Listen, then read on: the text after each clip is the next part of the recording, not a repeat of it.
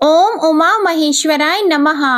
पौष मास की कृष्ण पक्ष की त्रयोदशी तिथि का व्रत यानी प्रदोष का व्रत 9 जनवरी 2024 दिन मंगलवार को रखा जाएगा। मंगलवार को प्रदोष होने से इसे भौम प्रदोष व्रत कहते हैं। आज की वीडियो में आप सुनेंगे भौम प्रदोष व्रत की कथा एवं आरती। एक नगर में एक वृद्धा रहती थी। उसका एक ही पुत्र था। वृद्धा की हनुमान जी पर गहरी आस्था थी। वह प्रत्येक मंगलवार को नियम पूर्वक व्रत रखकर हनुमान जी की आराधना करती थी। एक बार हनुमान जी ने उसकी श्रद्धा की परीक्षा लेने की सोची। हनुमान जी साधु का वेश धारण कर वृद्धा के घर गए और पुकारने लगे, है कोई हनुमान भक्त जो हमारी इच्छा पूर्ण करे? यह पुकार सुनकर वह वृद्धा बाहर आई और बोली, आज्ञा महाराज। हनुमान जी वेशधारी साधु के रूप में बोले, मैं भूखा हूँ, भोजन करूंगा, तू थोड़ी जमीन लीप दे। तब वृद्धा दुविधा में पड़ गई। आखिर वह हाथ जोड़कर बोली, महाराज, लीपने और मिट्टी खोदने के अलावा आप कोई दूसरी आज्ञा दें, मैं अवश्य पूर्ण करूंगी। साधु ने 3 बार प्रतिज्ञा कराने के बाद कहा, तू अपने बेटे को बुला, मैं उसकी पीठ पर आग जलाकर भोजन बनाऊंगा। यह सुनकर वृद्धा घबरा गई, परंतु वह प्रतिज्ञाबद्ध थी। उसने अपने पुत्र को बुलाकर साधु के सुपुर्द कर दिया। वेशधारी साधु हनुमान जी ने वृद्धा के हाथों से ही उसके पुत्र को पेट के बल लिटवाया और उसकी पीठ पर आग जलवाई। आग जलाकर दुखी मन से वृद्धा अपने घर में चली गई। इधर भोजन बनाकर साधु ने वृद्धा को बुलाकर कहा, तुम अपने पुत्र को पुकारो ताकि वह भी आकर भोग लगा ले। इस पर वृद्धा बोली, उसका नाम लेकर मुझे और कष्ट न पहुंचाओ। लेकिन जब साधु महाराज नहीं माने तो वृद्धा ने अपने पुत्र को आवाज लगाई। अपने पुत्र को जीवित देखकर वृद्धा को बहुत आश्चर्य हुआ और वह साधु के चरणों में गिर पड़ी। हनुमान जी अपने वास्तविक रूप में प्रकट हुए और वृद्धा को भक्ति का आशीर्वाद दिया। इस तरह मंगल देवता भौम प्रदोष के व्रत को रखने वाले अपने भक्तों पर हर तरह से मदद करके उसे उस बुरी स्थिति से बाहर निकालने में उसकी मदद करते हैं। बोलो शंकर भगवान की जय। अब आप सुनिए दूसरी कथा। प्राचीन समय की बात है।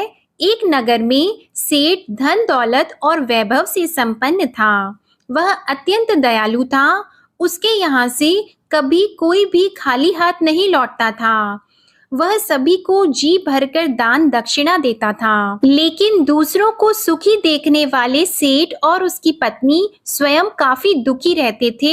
दुख का कारण था उनके संतान का न होना। संतानहीनता के कारण दोनों बहुत दुखी रहते थे।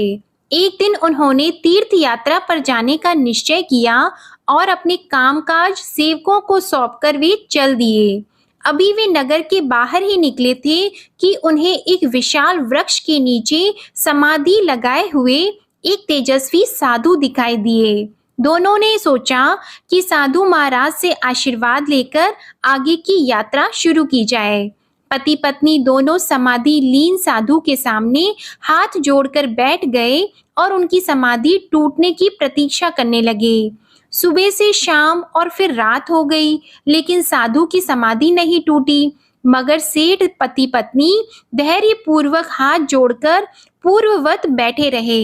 अंततः अगले दिन प्रातःकाल साधु समाधि से उठे। सेठ पति पत्नी को देखकर वह मंद मंद मुस्काए और आशीर्वाद स्वरूप हाथ उठाकर बोले, मैं तुम्हारे अंतर्मन की कथा भाप गया हूँ। वत्स, मैं तुम्हारे धैर्य और भक्ति भाव से अत्यंत प्रसन्न हूँ। साधु ने संतान प्राप्ति के लिए प्रदोष व्रत करने की विधि समझाई और भगवान शंकर की वंदना बताई। हे रुद्रदेव, शिव आपको नमस्कार है। शिव शंकर जगत गुरु नमस्कार है। हे नीलकंठ सुर नमस्कार है। शशि मौली चंद्र सुख नमस्कार है। हे उमाकांत सुधी नमस्कार है। उग्रत्व रूप मन नमस्कार है। ईशान ईश प्रभु नमस्कार है। विश्वेश्वर प्रभु शिव नमस्कार है। हे शिव शंभु आपको नमस्कार है। इस विधि और इस स्तुति को जानने के बाद तीर्थ यात्रा के बाद दोनों सेठ सेठानी वापस अपने घर को लौटे और नियम पूर्वक प्रदोष का व्रत किया। व्रत के प्रभाव से और शिवजी की कृपा से सेठ की पत्नी ने एक सुंदर पुत्र को जन्म दिया। प्रेम से बोलिए माता पार्वती और भगवान शंकर की जय। अब आप सुनिए तीसरी कथा। एक समय सर्व प्राणियों के हितार्थ परम पावन भागीरथी के तट पर ऋषि समाज द्वारा विशाल गोष्ठी का आयोजन किया गया। इस सभा में व्यास जी के परम शिष्य पुराण वेता सूत जी महाराज हरि कीर्तन करते हुए पधारे। सूत जी को आते हुए देखकर शौनक आदि ऋषि मुनियों ने खड़े होकर उन्हें दंडवत प्रणाम किया। महाज्ञानी सूत जी ने भक्ति भाव से ऋषियों को हृदय से गले लगाया और आशीर्वाद दिया। विद्वान ऋषिगण और सब शिष्य आसनों पर विराजमान हो गए। शौनक आदि ऋषि ने पूछा, हे पूज्यवर, कृपया करके यह बताने का कष्ट करें कि मंगलप्रद कष्ट निवारक यह व्रत सबसे पहले किसने किया और उसे क्या फल प्राप्त हुआ। श्री सूत जी बोले, आप सभी शिव के परम भक्त हैं। आपकी भक्ति को देखकर मैं वृत्ति मनुष्यों की कथा सुनाता हूँ। ध्यान से सुनो। एक गांव में अति दीन ब्राह्मण निवास करता था। उसकी साध्वी स्त्री प्रदोष का व्रत किया करती थी। उसका एक ही पुत्र रत्न था। एक समय की बात है, वह पुत्र गंगा स्नान करने के लिए गया। दुर्भाग्यवश मार्ग में उसे चोरों ने घेर लिया और वे कहने लगे कि हम तुम्हें नहीं मारेंगे, परंतु तुम्हें अपने पिता के गुप्त धन के बारे में हमें बताना होगा। बालक दीन भाव से कहने लगा, हम तो अत्यंत दुखी दीन हैं, हमारे पास धन कहाँ है। तब चोरों ने कहा कि तेरी इस पोटली में क्या है। बालक ने निसंकोच कहा, मेरी माँ ने मेरे लिए रोटियां दी हैं। यह सुनकर चोरों ने अपने साथियों से कहा कि हे साथियों, यह बहुत ही दीन दुखी मनुष्य है, हम इसको नहीं लूटेंगे, हम किसी और को लूटेंगे। इतना कहकर चोरों ने उस बालक को जाने दिया। बालक वहां से चलते हुए एक नगर में पहुंचा। नगर के पास एक बरगद का पेड़ था। वह बालक उसी बरगद के वृक्ष की छाया में सो गया। उसी समय उस नगर के सिपाही चोरों को खोजते हुए बरगद के पेड़ के पास पहुंचे और बालक को चोर समझकर बंदी बनाकर ले गए। राजा ने उसे कारावास में बंद करने का आदेश दिया। ब्राह्मणी का लड़का जब घर नहीं लौटा तब उसे अपने पुत्र की बड़ी चिंता हुई। अगले दिन प्रदोष का व्रत था। ब्राह्मणी ने प्रदोष व्रत किया और भगवान शंकर से मन ही मन अपने पुत्र की कुशलता की प्रार्थना करने लगी। भगवान शंकर ने उस ब्राह्मणी की प्रार्थना को स्वीकार कर लिया और उसी रात राजा को स्वप्न में दर्शन देकर आदेश दिया कि यह बालक चोर नहीं है, उसे प्रातःकाल छोड़ दें, अन्यथा तुम्हारा सारा राजपाट नष्ट हो जाएगा। प्रातःकाल राजा ने शिव भगवान की आज्ञा के अनुसार उस बालक को कारावास से मुक्त कर दिया। बालक ने अपनी सारी कहानी राजा को सुनाई। सारा वृत्तांत सुनकर राजा ने अपने सिपाहियों को उस बालक के घर भेजा और उसके माता पिता को राज दरबार में बुलाया। उसके माता पिता बहुत ही भयभीत हो गए। राजा ने उन्हें भयभीत देखकर कहा, आप भयभीत न हो, आपका बालक निर्दोष है। राजा ने ब्राह्मण को 5 गांव दान में दिए, जिससे कि वे सुखपूर्वक अपना जीवन व्यतीत कर सके। भगवान शिव की कृपा से ब्राह्मण परिवार आनंद से रहने लगा। इसलिए जो भी मनुष्य रवि प्रदोष का व्रत करता है वह प्रसन्न और निरोग होकर अपना पूर्ण जीवन सुखपूर्वक व्यतीत करता है। जय शिव शंकर। ओम नमः शिवाय। अब आप सुनिए भगवान गणेश की कथा, जिसे सुने बिना कोई भी व्रत कथा पूर्ण नहीं होती। एक साहूकार था, उसके घर रोज एक ब्राह्मणी रोटी लेने के लिए घर आती थी। घर के अंदर घुसते ही पोल के ऊपर गजानन जी का मंदिर था।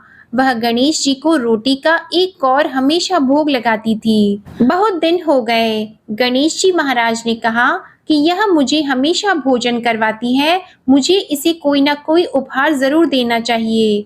गणेश जी एक दिन उसके थाली में हीरे मोती भर देते हैं। ब्राह्मणी तो थाली लेकर अपने घर आ गई और साहूकार से रोटी लेने के लिए आना बंद हो गई। साहूकारिनी ने उसे बुलावा भेजा कि बाई, रोटी लेने के लिए क्यों नहीं आती हो। ब्राह्मणी ने कहा कि मुझ पर गणेश जी प्रसन्न हो गए, बहुत वर्ष तक रोटी लेने के लिए आ गई, लेकिन अब नहीं आऊंगी।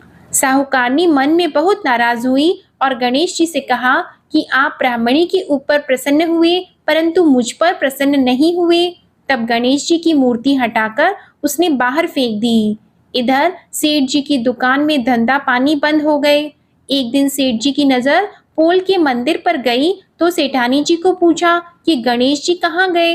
तो साहूकारनी ने कहा कि ऐसे गणेश जी का क्या करें जो ब्राह्मणी पर तो प्रसन्न हो गए, लेकिन हमारे ऊपर प्रसन्न नहीं हुए। इस कारण मैंने तो गणेश जी को हटाकर फेंक दिया है। तब सेठ जी ने कहा कि यह तुमने क्या किया, मेरा तो व्यापार और धंधा चलना बंद हो गया है। गणेश जी तुमने कहाँ फेंके हैं, जल्दी बताओ, मैं उन्हें वापस लेकर आता हूँ। साहूकार जी वापस से गणेश जी को लेने के लिए गए तो गणेश जी इतने भारी हो गए कि वे उठे ही नहीं। साहूकार जी ने कहा कि मेरे से गलती हो गई है, आप मेरे घर पधारिए।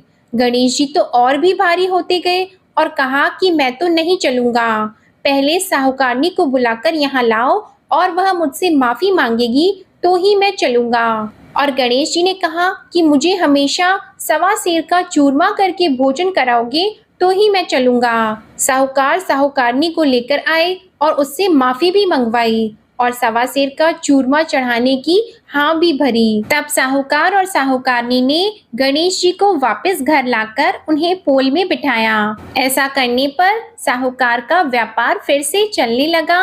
हे गणेश जी महाराज, जैसे साहूकार और साहूकारनी पर आप प्रसन्न हुए, वैसे सभी पर प्रसन्न होना। बोलिए गणेश जी महाराज की जय।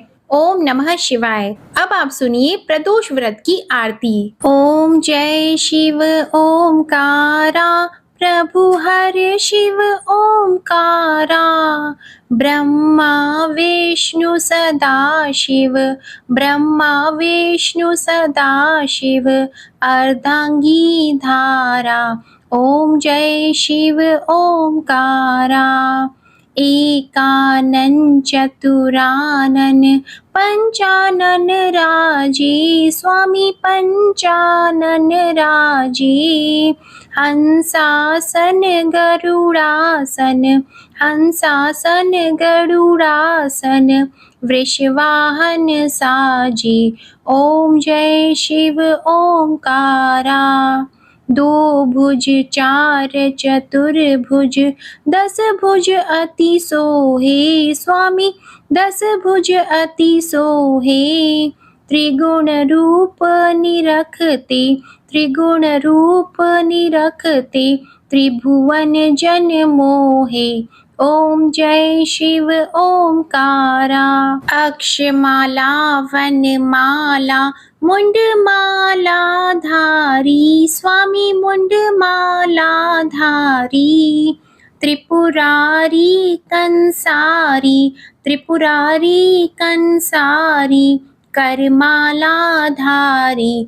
ओम जय शिव ओमकारा, श्वेतांबर पीतांबर, बाघंबर अंगे, स्वामी बाघंबर अंगे, सनकादिक गरुणादिक, सनकादिक गरुणादिक, भूतादिक संगे।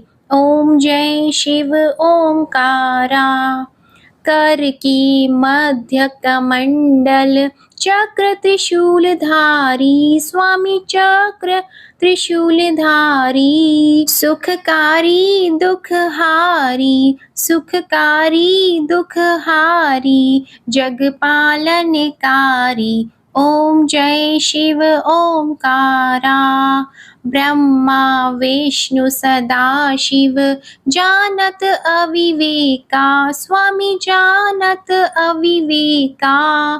प्रणवाक्षर में शोभित, प्रणवाक्षर में शोभित, ये तीनों एका। ओम जय शिव ओंकारा। त्रिगुण स्वामी जी की आरती जो कोई नर गावे, स्वामी जो कोई नर गावे। कहत शिवानंद स्वामी, कहत शिवानंद स्वामी, मन वांछित फल पावे। ओम जय शिव ओंकारा। ओम जय शिव ओंकारा। ओम जय शिव ओंकारा। बोलो भगवान शंकर और माता पार्वती जी की जय। बोलो भगवान गणेश की जय। बोलो लक्ष्मी नारायण जी की जय। बोलो बजरंगबली हनुमान जी की जय। उम्मीद करती हूँ आपका प्रदोष व्रत सफल हो और आपको आज की कथा अच्छी लगी तो वीडियो को लाइक करके चैनल को जरूर सब्सक्राइब करिएगा और कमेंट में भगवान भोलेनाथ की जय जरूर लिखिएगा। धन्यवाद।